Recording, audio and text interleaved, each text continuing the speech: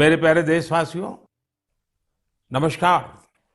आज मन की बात का 100वां एपिसोड है। मुझे आप सबकी हजारों चिट्ठियां मिली हैं, लाखों संदेश मिले हैं और मैंने कोशिश की है कि ज्यादा से ज्यादा चिट्ठियों को पढ़ पाऊं, देख पाऊं, संदेशों को जरा समझने की कोशिश करूं। आपके पत्र पढ़ते हुए कई बार मैं भावुक हुआ, भावनाओं से भर गया, भावनाओं में बह गया और खुद को फिर संभाल भी लिया। आपने मुझे मन की बात के 100वें एपिसोड पर बधाई दी है, लेकिन मैं सच्चे दिल से कहता हूं, दरअसल बधाई के पात्र तो आप सभी मन की बात के श्रोता हैं, हमारे देशवासी हैं। मन की बात कोटि कोटि भारतीयों के मन की बात है, उनकी भावनाओं का प्रकटीकरण है। साथियों, 3 अक्टूबर 2014 विजयादशमी का वो पर्व था और हम सब ने मिलकर विजयादशमी के दिन मन की बात की यात्रा शुरू की थी। विजयादशमी यानी बुराई पर अच्छाई की जीत का पर्व। मन की बात भी देशवासियों की अच्छाइयों का, सकारात्मकता का एक अनोखा पर्व बन गया है। एक ऐसा पर्व जो हर महीने आता है, जिसका इंतजार हम सभी को होता है।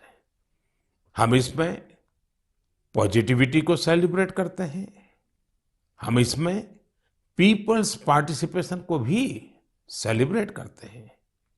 कई बार यकीन नहीं होता कि मन की बात को इतने महीने और इतने साल गुजर गए। हर एपिसोड अपने आप में खास रहा। हर बार नए उदाहरणों की नवीनता, हर बार देशवासियों की नई सफलताओं का विस्तार। मन की बात में पूरे देश के कोने कोने से लोग जुड़े, हर आयु वर्ग के लोग जुड़े। बेटी बचाओ बेटी पढ़ाओ की बात हो, स्वच्छ भारत आंदोलन हो, खादी के प्रति प्रेम हो या प्रकृति की बात, आजादी का अमृत महोत्सव हो या फिर अमृत सरोवर की बात। मन की बात जिस विषय से जुड़ा वो जन आंदोलन बन गया और आप लोगों ने बना दिया। जब मैंने तत्कालीन अमेरिकी राष्ट्रपति बराक ओबामा के साथ साझा मन की बात की थी, तो इसकी चर्चा पूरे विश्व में हुई थी। साथियों, मन की बात मेरे लिए तो दूसरों के गुणों की पूजा करने की तरह ही रहा है। मेरे एक मार्गदर्शक थे, श्री लक्ष्मण राव जी इनामदार। हम उनको वकील साहब कहा करते थे। वो हमेशा कहते थे कि हमें दूसरों के गुणों की पूजा करनी चाहिए। सामने कोई भी हो, आपके साथ का हो, आपका विरोधी हो, हमें उसके अच्छे गुणों को जानने का, उनसे सीखने का प्रयास करना चाहिए। उनकी इस बात ने मुझे हमेशा प्रेरणा दी है। मन की बात दूसरों के गुणों से सीखने का बहुत बड़ा माध्यम बन गई है। मेरे प्यारे देशवासियों, इस कार्यक्रम ने मुझे कभी भी आपसे दूर नहीं होने दिया। मुझे याद है, जब मैं गुजरात का मुख्यमंत्री था, तो वहां सामान्य जन से मिलना जुलना स्वाभाविक रूप से हो ही जाता था। मुख्यमंत्री का कामकाज और कार्यकाल ऐसा ही होता है, मिलने जुलने के अवसर बहुत मिलते रहते हैं। लेकिन 2014 में दिल्ली आने के बाद मैंने पाया कि यहाँ का जीवन तो बहुत ही अलग है।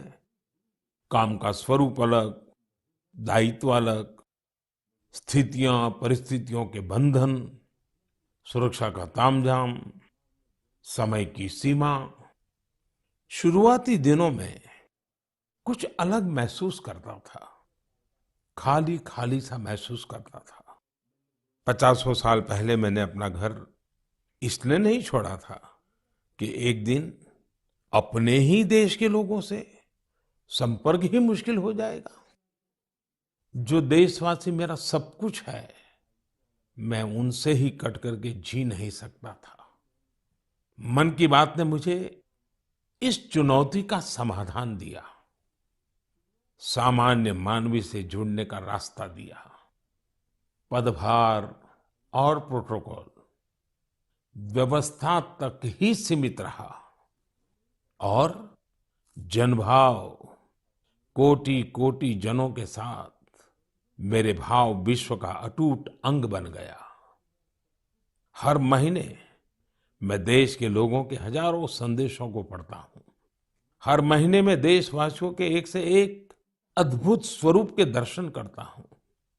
मैं देशवासियों के तप त्याग की पराकाष्ठा को देखता हूँ, महसूस करता हूँ। मुझे लगता ही नहीं है कि मैं आपसे थोड़ा भी दूर हूँ। मेरे लिए मन की बात ये एक कार्यक्रम नहीं है। मेरे लिए एक आस्था, पूजा, व्रत है। जैसे लोग ईश्वर की पूजा करने जाते हैं तो प्रसाद की थाल लाते हैं, मेरे लिए मन की बात ईश्वर रूपी जनता जनार्दन के चरणों में प्रसाद की थाल की तरह है। मन की बात मेरे मन की आध्यात्मिक यात्रा बन गया है। मन की बात स्व से समष्टि की यात्रा है। मन की बात अहम से वयम की यात्रा है। यह तो मैं नहीं तू ही इसकी संस्कार साधना है। आप कल्पना करिए, मेरा कोई देशवासी 40-40 साल से निर्जन पहाड़ी और बंजर जमीन पर पेड़ लगा रहा है।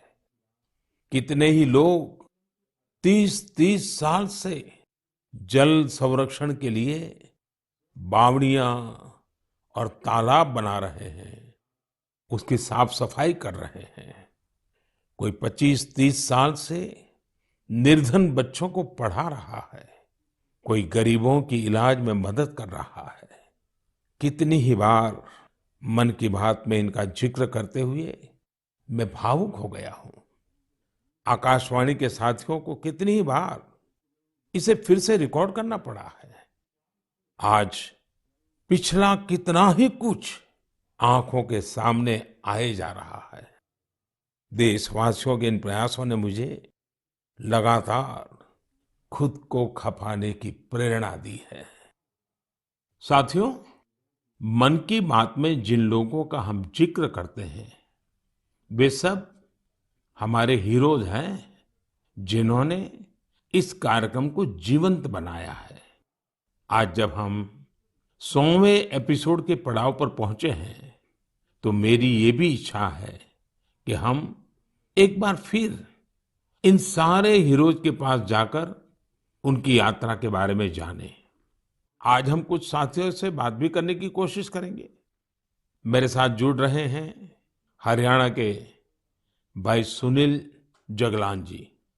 सुनील जगलान जी का मेरे मन पर इतना प्रभाव इसलिए पड़ा क्योंकि हरियाणा में जेंडर रेशियो पर काफी चर्चा होती थी और मैंने भी बेटी बचाओ बेटी पढ़ाओ का अभियान हरियाणा से ही शुरू किया था। और इसी बीच जब सुनील जी के सेल्फी विद डॉटर कैंपेन पर मेरी नजर पड़ी तो मुझे बहुत अच्छा लगा। मैंने भी उनसे सीखा और इसे मन की बात में शामिल किया। देखते ही देखते सेल्फी विद डॉटर एक ग्लोबल कैंपेन में बदल गया और इसमें मुद्दा सेल्फी नहीं थी, टेक्नोलॉजी नहीं थी, इसमें डॉटर को, बेटी को प्रमुखता दी गई थी। जीवन में बेटी का स्थान कितना बड़ा होता है, इस अभियान से यह भी प्रकट हुआ। ऐसे ही अनेकों प्रयासों का परिणाम है कि आज हरियाणा में जेंडर रेशियो में सुधार आया है। आइए आज सुनील जी से ही कुछ गप मार लेते हैं। नमस्कार सुनील जी। नमस्कार सर। मेरी खुशी बहुत बढ़ गई है सर आपकी आवाज सुनकर। Sunil ji, selfie with daughter हर किसी को याद है। अब जब इसकी फिर चर्चा हो रही है तो आपको कैसा लग रहा है? प्रधानमंत्री जी, ये असल में आपने जो हमारे प्रदेश हरियाणा से पानीपत की चौथी लड़ाई बेटियों के चेहरे पे मुस्कुराहट लाने के लिए शुरू की थी, जिसे आपके नेतृत्व में पूरे देश ने जीतने की कोशिश की है, तो वाकई ये मेरे लिए और हर बेटी के पिता और बेटियों को चाहने वालों के लिए बहुत बड़ी बात है। सुनील जी, अब आपकी बिटिया कैसी है? आजकल क्या कर रही है? जी, मेरी बेटियां नंदनी और याचिका है। एक 7th क्लास में पढ़ रही है, एक 4th क्लास में पढ़ रही है और आपकी बड़ी प्रशंसक हैं। आपकी उन्होंने आपके लिए थैंक यू प्राइम मिनिस्टर करके अपनी क्लासमेट्स जो हैं लेटर भी लिखवाए थे असल में। वाह वाह वाह वाह अच्छा, बिटिया को आप मेरा और मन की बात के श्रोताओं का खूब सारा आशीर्वाद दीजिए। बहुत बहुत शुक्रिया जी, आपकी वजह से देश की बेटियों के चेहरे पे लगातार मुस्कान बढ़ रही है। बहुत बहुत धन्यवाद सुनील जी। जी शुक्रिया। साथियों, मुझे इस बात का बहुत संतोष है कि मन की बात में हमने देश की नारी शक्ति की सैकड़ों प्रेरणादायी गाथाओं का जिक्र किया है। चाहे हमारी सेना हो या फिर खेल जगत हो, मैंने जब भी महिलाओं की उपलब्धियों पर बात की है उसकी खूब प्रशंसा हुई है। जैसे हमने छत्तीसगढ़ के देउर गांव की महिलाओं की चर्चा की थी। ये महिलाएं स्वयं सहायता समूहों के जरिए गांव के चौराहों, सड़कों और मंदिरों की सफाई के लिए अभियान चलाती हैं। ऐसे ही तमिलनाडु की वो आदिवासी महिलाएं जिन्होंने हजारों इको फ्रेंडली टेराकोटा कप्स निर्यात किए, उनसे भी देश ने खूब प्रेरणा ली। तमिलनाडु में ही 20,000 महिलाओं ने साथ आकर वेल्लोर में नाग नदी को पुनर्जीवित किया था। ऐसे कितने ही अभियानों को हमारी नारी शक्ति ने नेतृत्व दिया है और मन की बात उनके प्रयासों को सामने लाने का मंच बना है। साथियों, अब हमारे साथ फोन लाइन पर एक और सज्जन मौजूद है। इनका नाम है मंजूर अहमद। मन की बात में जम्मू कश्मीर की पेंसिल स्लेट्स के बारे में बताते हुए मंजूर अहमद जी का जिक्र हुआ था। मंजूर जी, कैसे हैं आप? थैंक यू सर, बड़े अच्छे से है सर। मन की बात के इस 100वें एपिसोड में आपसे बात करके मुझे बहुत अच्छा लग रहा है। Thank you sir. अच्छा, ये पेंसिल स्लेट्स वाला काम कैसा चल रहा है? बहुत अच्छे से चल रहे हैं सर, बहुत अच्छे से। जब से सर आपने हमारी बात मन की बात में कही सर, तब से बहुत काम बढ़ गया सर, और दूसरों को भी रोजगार यहाँ बहुत बड़ा है इस काम में। कितने लोगों को अब रोजगार मिलता होगा? अभी मेरे पास 200 प्लस है। अरे वाह मुझे बहुत खुशी हुई। जी सर, जी सर। अभी 1-2 महीने में अभी मैं इसको एक्सपांड कर रहा हूँ कि और 200 लोगों को रोजगार बढ़ जाएगा सर। वाह वाह वाह। देखिए मंजूर जी, जी सर। मुझे बराबर याद है, और उस दिन आपने मुझे कहा था कि ये एक ऐसा काम है जिसकी न कोई पहचान है, न स्वयं की पहचान है, और आपको बड़ी पीड़ा भी थी और इस वजह से आपको काफी बड़ी मुश्किलें होती थी, वो भी आप कह रहे थे। लेकिन अब तो पहचान भी बन गई और 200 से ज्यादा लोगों को रोजगार दे रहे हैं। जी सर, जी सर। और नया एक्सपांशन करके और 200 लोगों को रोजगार दे रहे हैं। ये तो बहुत खुशी की खबर दी आपने। एवं सर, यहाँ पे जो फार्मर है सर, उनका भी बहुत बड़ा इसमें फायदा मिला सर। तब से हाँ हाँ। 2000 का ट्री बेचते थे, अभी वही ट्री 5000 तक पहुँच गया सर। इतनी डिमांड बढ़ गई सर इसमें तब से, और अपनी पहचान भी बन गई। इसमें बहुत से आर्डर है अपने पास सर। अभी मैं आगे 1-2 महीने में और एक्सपेंड करके और 200-250 2-4 गाँव में जितने भी लड़के लड़की हैं इसमें एडजस्ट हो सकता है, उनका भी रोजी रोटी चल सकता है सर। देखिए मंजूर जी, वोकल फॉर लोकल की ताकत कितनी जबरदस्त है, आपने धरती पर उतार के दिखा दिया है। जी सर, जी सर। मेरी तरफ से आपको और गांव के सभी किसानों को और आपके साथ काम कर रहे हैं सभी साथियों को भी मेरी तरफ से बहुत बहुत शुभकामनाएं। धन्यवाद भैया। धन्यवाद सर। साथियों, हमारे देश में ऐसे कितने ही प्रतिभाशाली लोग हैं जो अपनी मेहनत के बलबूते ही सफलता के शिखर तक पहुंचे हैं। मुझे याद है विशाखापट्टनम के वेंकट मुरली प्रसाद जी ने एक आत्मनिर्भर भारत चार्ट शेयर किया था। उन्होंने बताया था कि वो कैसे ज्यादा से ज्यादा भारतीय प्रोडक्ट्स ही इस्तेमाल करेंगे। जब बेतिया के प्रमोद जी ने एलईडी बल्ब बनाने की छोटी यूनिट लगाई, या गढ़मुक्तेश्वर के संतोष जी ने मैट्स बनाने का काम किया, मन की बात ही उनके उत्पादों को सबके सामने लाने का माध्यम बना। हमने मेक इन इंडिया के अनेक उदाहरणों से लेकर स्पेस स्टार्टअप्स तक की चर्चा मन की बात में की है। साथियों, आपको याद होगा, कुछ एपिसोड पहले मैंने मणिपुर की बहन विजय शांति देवी जी का भी जिक्र किया था। विजय शांति जी कमल के रेशों से कपड़े बनाती हैं। मन की बात में उनके इस अनोखे इको फ्रेंडली आइडिया की बात हुई तो उनका काम और पॉपुलर हो गया। आज विजय शांति जी फोन पर हमारे साथ हैं।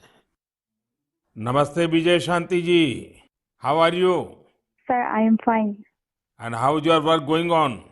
Sir, still working along with my 30 women. In such a short period you have reached 30% team. Yes, sir. This year also more expand with 100 women in my area. So your target is 100 women. Yeah, 100 women. And now people are familiar with this lotus stem fiber? Yes, sir. Everyone know from Man Ki Baat program all over India. So now it's very popular. Yes, sir. From Prime Minister Man Ki Baat program, everyone knows about the lotus fiber. So now you got the market also. Yes, sir. I have got a market from USA also. They want to buy in bulk in large quantities. But I want to give from this year to send the US also. So now you are exporter. Yes, sir. From this year, I export our product made in India, lotus fiber. So when I say vocal for local and now local for global. Yes, sir. I want to reach my product all over the globe of world. So congratulations and wish you best luck. Thank you, sir. Thank you. Thank you, Vijaya Shanti. Thank you, sir. साथियों, मन की बात की एक और विशेषता रही है। मन की बात के जरिए कितने ही जन आंदोलन ने जन्म भी लिया है और गति भी पकड़ी है। जैसे हमारे खिलौने, हमारी टॉय इंडस्ट्री को फिर से स्थापित करने का मिशन मन की बात से ही तो शुरू हुआ था। भारतीय नस्ल के श्वान, हमारे देशी डॉग्स, उसको लेकर जागरूकता बढ़ाने की शुरुआत भी तो मन की बात से ही की थी। हमने एक और मुहिम शुरू की थी कि हम गरीब छोटे दुकानदारों से मोलभाव नहीं करेंगे, झगड़ा नहीं करेंगे। जब हर घर तिरंगा मुहिम शुरू हुई, तब भी मन की बात ने देशवासियों को इस संकल्प से जोड़ने में खूब भूमिका निभाई। ऐसे हर उदाहरण समाज में बदलाव का कारण बने हैं। समाज को प्रेरित करने का ऐसे ही बीड़ा प्रदीप सांगवान जी ने भी उठा रखा है। मन की बात में हमने प्रदीप सांगवान जी की हीलिंग हिमालयज अभियान की चर्चा की थी। वो फोन लाइन पर हमारे साथ हैं। प्रदीप जी नमस्कार। सर जय हिंद। जय हिंद, जय हिंद भैया। कैसे हैं आप? सर बहुत बढ़िया, आपकी आवाज सुन के और भी अच्छी। आपने हिमालय को हील करने को सोची, हाँ जी सर। अभियान भी चलाया। आजकल आपका कैंपेन कैसा चल रहा है? सर बहुत अच्छा चल रहा है। 2020 से ऐसा मानिए कि जितना काम हम 5 साल में करते थे, अब वो 1 साल में ही हो जाता है। अरे वाह। हाँ जी सर। शुरुआत बहुत नर्वस हुई थी, बहुत डर था इस बात को लेके कि जिंदगी भर ये कर पाएंगे नहीं कर पाएंगे, पर थोड़ा सपोर्ट मिला और 2020 तक हम बहुत स्ट्रगल भी कर रहे थे। ऑनेस्टली लोग बहुत कम जुड़ रहे थे, बहुत सारे ऐसे लोग थे जो कि सपोर्ट नहीं कर पा रहे थे, हमारी मुहिम को इतना तवज्जो भी नहीं दे रहे थे। बट 2020 के बाद जब मन की बात में जिक्र हुआ, उसके बाद बहुत सारी चीजें बदल गई। मतलब पहले हम साल में 6-7 क्लीनिंग ड्राइव कर पाते थे, 10 क्लीनिंग ड्राइव कर पाते थे। आज की डेट में हम डेली बेसिस पे 5 टन कचरा इकट्ठा करते हैं अलग अलग लोकेशन से। अरे वाह। मन की बात में जिक्र होने के बाद आप सर बिलीव करें मेरी बात को कि मैं ऑलमोस्ट गिव अप करने की स्टेज पे था एक टाइम पे, और उसके बाद फिर बहुत सारा बदलाव आया मेरे जीवन में और चीजें इतनी स्पीड अप हो गई कि जो चीजें हमने सोची नहीं थी। सो आई एम रियली थैंकफुल कि पता नहीं कैसे हमारे जैसे लोगों को आप ढूंढ लेते हैं, कौन इतनी दूर दराज एरिया में काम करता है, हिमालय के क्षेत्र में जाके बैठ के हम काम कर रहे हैं, सॉल्टिट्यूड पे काम कर रहे हैं, वहां पे आपने ढूंढा हमें, हमारे काम को दुनिया के सामने लेके आए। तो मेरे लिए बहुत इमोशनल मोमेंट था तब भी और आज भी कि मैं हमारे देश के जो प्रथम सेवक हैं उनसे मैं बातचीत कर पा रहा हूँ। मेरे लिए इससे बड़ी सौभाग्य की बात नहीं हो सकती। प्रदीप जी, आप तो हिमालय के चोटियों पर सच्चे अर्थ में साधना कर रहे हैं और मुझे पक्का विश्वास है अब आपका नाम सुनते ही लोगों को याद आ जाता है कि आप कैसे पहाड़ों की स्वच्छता अभियान में जुड़े हैं। हाँ जी सर। और जैसा आपने बताया कि अब तो बहुत बड़ी टीम बनती जा रही है और आप इतनी बड़ी मात्रा में डेली काम कर रहे हैं। हाँ जी सर। और मुझे पूरा विश्वास है कि आपके इन प्रयासों से, उसकी चर्चा से अब तो कितने ही पर्वतारोही स्वच्छता से जुड़े फोटो पोस्ट करने लगे हैं। हाँ जी सर, बहुत। ये अच्छी बात है। आप जैसे साथियों के प्रयास के कारण waste is also a wealth, ये लोगों के दिमाग में अब स्थिर हो रहा है और पर्यावरण की भी रक्षा हो रही है। और हिमालय का जो हमारा गर्व है उसको संभालना, संवारना, वो सामान्य मानवी जुड़ रहा है। प्रदीप जी, बहुत अच्छा लगा मुझे। बहुत बहुत धन्यवाद भैया। Thank you sir, thank you so much. जय हिंद। साथियों, आज देश में टूरिज्म बहुत तेजी से ग्रो कर रहा है। हमारे ये प्राकृतिक संसाधन हो, नदियां, पहाड़, तालाब या फिर हमारे तीर्थ स्थल हो, उन्हें साफ रखना बहुत जरूरी है। ये टूरिज्म इंडस्ट्री की बहुत मदद करेगा। पर्यटन में स्वच्छता के साथ साथ हमने इनक्रेडिबल इंडिया मूवमेंट की भी कई बार चर्चा की है। इस मूवमेंट से लोगों को पहली बार ऐसे कितनी जगहों के बारे में पता चला जो उनके आसपास ही थे। मैं हमेशा ही कहता हूं कि हमें विदेशों में टूरिज्म पर जाने से पहले हमारे देश के कम से कम 15 टूरिस्ट डेस्टिनेशन पर जरूर जाना चाहिए। और यह डेस्टिनेशन जिस राज्य में आप रहते हैं वहां के नहीं होने चाहिए, आपके राज्य से बाहर किसी अन्य राज्य के होने चाहिए। ऐसे ही हमने स्वच्छ सियाचिन, सिंगल यूज प्लास्टिक और ई वेस्ट जैसे गंभीर विषयों पर भी लगातार बात की है। आज पूरी दुनिया पर्यावरण के जिस इशू को लेकर इतना परेशान है, उसके समाधान में मन की बात का ये प्रयास बहुत अहम है। साथियों, मन की बात को लेकर मुझे इस बार एक और खास संदेश यूनेस्को की डीजी ऑद्रे ऑजुले का आया है। उन्होंने सभी देशवासियों को 100 एपिसोड की इस शानदार जर्नी के लिए शुभकामनाएं दी हैं। साथ ही उन्होंने कुछ सवाल भी पूछे हैं। आइए पहले यूनेस्को की डीजी के मन की बात सुनते हैं। Namaste, Excellency, dear Prime Minister. On behalf of UNESCO, I thank you for this opportunity to be part of the 100th episode of the Man Ki Baat radio broadcast. UNESCO and India have a long common history. We have very strong partnerships together in all areas of our mandate: education, science, culture, and information. And I would like to take this opportunity today to talk about the importance of education. UNESCO is working with its member states to ensure that everyone in the world has access to quality education by 2030. With the largest population in the world, could you please explain the Indian way to achieving this objective? UNESCO also works to support culture and protect heritage. And India is chairing the G20 this year. World leaders will be coming to Delhi for this event. Excellency, how does India want to put culture and education at the top of the international agenda? I once again thank you for this opportunity and convey my very best wishes through you to the people of India. À bientôt. Merci beaucoup. Thank you, Excellency. I am happy to interact with you in the 100th Man Ki Baat program. I am also happy that you have raised the important issues of education and culture. साथियों, UNESCO की DG ने education और cultural preservation यानी शिक्षा और संस्कृति संरक्षण को लेकर भारत के प्रयासों के बारे में जानना चाहा है। ये दोनों ही विषय मन की बात के पसंदीदा विषय रहे हैं। बात शिक्षा की हो या संस्कृति की, उसके संरक्षण की बात हो या संवर्धन की, भारत की यह प्राचीन परंपरा रही है। इस दिशा में आज देश जो काम कर रहा है वो वाकई बहुत सराहनीय है। नेशनल एजुकेशन पॉलिसी हो या क्षेत्रीय भाषा में पढ़ाई का विकल्प हो, एजुकेशन में टेक्नोलॉजी इंटीग्रेशन हो, आपको ऐसे अनेक प्रयास देखने को मिलेंगे।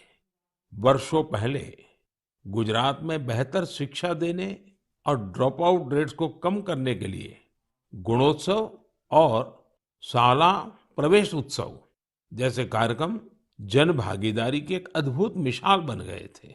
मन की बात में हमने ऐसे कितने ही लोगों के प्रयासों को हाईलाइट किया है जो निस्वार्थ भाव से शिक्षा के लिए काम कर रहे हैं। आपको याद होगा, एक बार हमने ओडिशा में ठेले पर चाय बेचने वाले स्वर्गीय डी प्रकाश राव जी के बारे में चर्चा की थी, जो गरीब बच्चों को पढ़ाने के मिशन में लगे हुए थे। झारखंड के गांवों में डिजिटल लाइब्रेरी चलाने वाले संजय कश्यप जी हो, कोविड के दौरान ई लर्निंग के जरिए कई बच्चों की मदद करने वाली हेमलता एनके जी हो, ऐसे अनेक शिक्षकों के उदाहरण हमने मन की बात में लिए हैं। हमने कल्चरल प्रिजर्वेशन के प्रयासों को भी मन की बात में लगातार जगह दी है।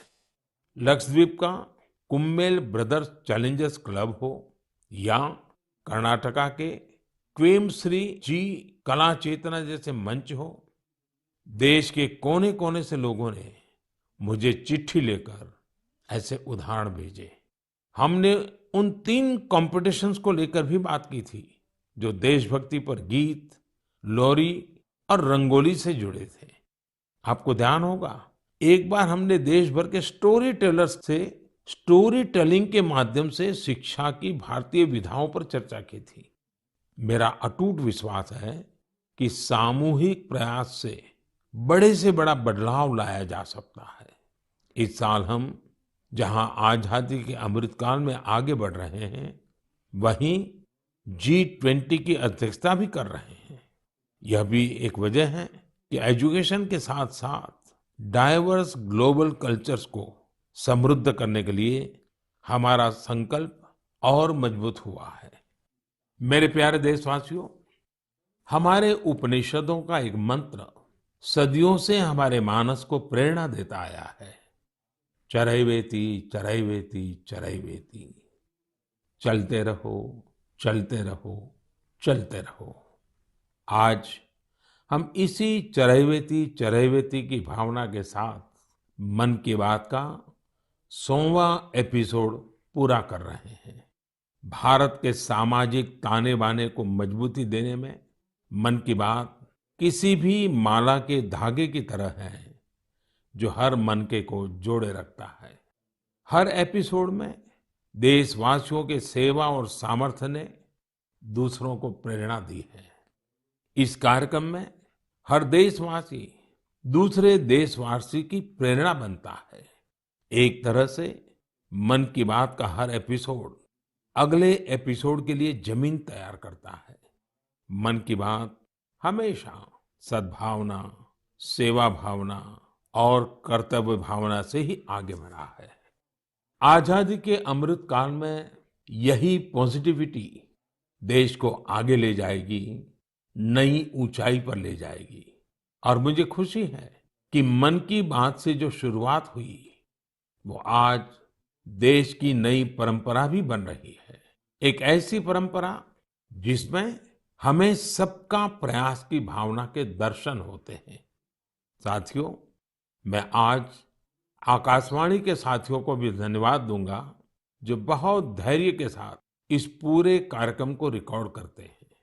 वो ट्रांसलेटर्स जो बहुत ही कम समय में बहुत तेजी के साथ मन की बात का विभिन्न क्षेत्रीय भाषाओं में अनुवाद करते हैं, मैं उनका भी आभारी हूं। मैं दूरदर्शन के और माय गॉव के साथियों को भी धन्यवाद देता हूं। देश भर के टीवी चैनल्स, इलेक्ट्रॉनिक मीडिया के लोग जो मन की बात को बिना कॉमर्शियल ब्रेक के दिखाते हैं, उन सभी का मैं आभार व्यक्त करता हूं। और आखिरी में मैं उनका भी आभार व्यक्त करूंगा जो मन की बात की कमान संभाले हुए हैं, भारत के लोग, भारत में आस्था रखने वाले लोग। ये सब कुछ आपकी प्रेरणा और ताकत से ही संभव हो पाया है। साथियों, वैसे तो मेरे मन में आज इतना कुछ कहने को है कि समय और शब्द दोनों कम पड़ रहे हैं, लेकिन मुझे विश्वास है कि आप सब मेरे भावों को समझेंगे, मेरी भावनाओं को समझेंगे। आपके परिवार के ही एक सदस्य के रूप में मन की बात के सहारे आपके बीच में रहा हूं, आपके बीच में रहूंगा। अगले महीने हम एक बार फिर मिलेंगे, फिर से नए विषयों और नई जानकारियों के साथ देशवासियों की सफलताओं को सेलिब्रेट करेंगे। तब तक के लिए मुझे विदा दीजिए और अपना और अपनों का खूब ख्याल रखिए। बहुत बहुत धन्यवाद। नमस्कार।